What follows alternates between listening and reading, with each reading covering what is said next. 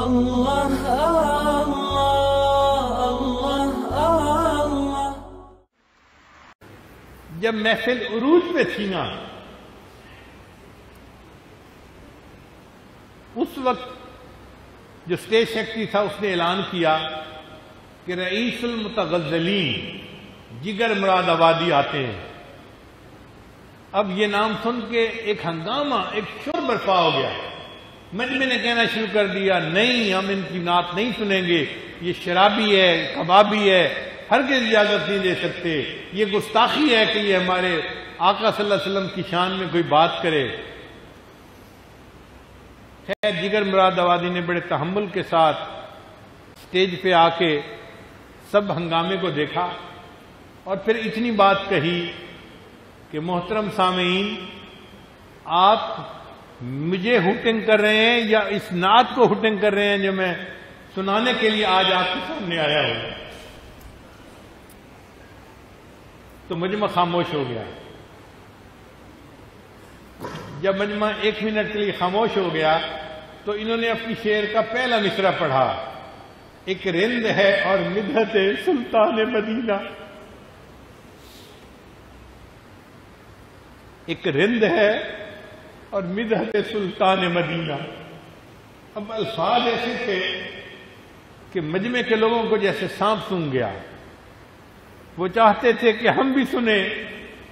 آخر ایک شرابی نے آقا صلی اللہ علیہ وسلم کے بارے میں کیا کہا۔ تو جب مجمع خاموش ہو گیا تو جگر مراد آبادی نے روتے ہوئے نبی علیہ السلام کی شان میں اشعار پڑھے، ایک رند ہے اور مدحت سلطان مدینہ، ہاں کوئی نظر رحمت سلطان مدینہ، دامان نظر تنگ فراوانی جلوہ، اے طلعت حق طلعت سلطان مدینہ، اے خاک مدینہ تیری گلیوں کے تصدق، تو خلد ہے تو جنت سلطان مدینہ، اس طرح کے ہر ساس و مصروف عبادت،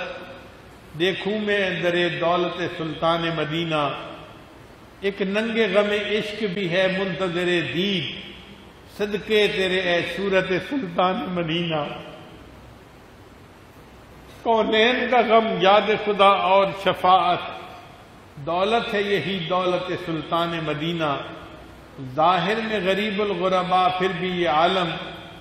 شاہوں سے سوا سطوت سلطان مدینہ، اس امت آسی سے نہ منہ پھیر خدایا،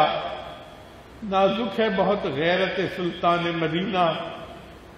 کچھ ہم کو نہیں کام جگر اور کسی سے، کچھ ہم کو نہیں کام جگر اور کسی سے،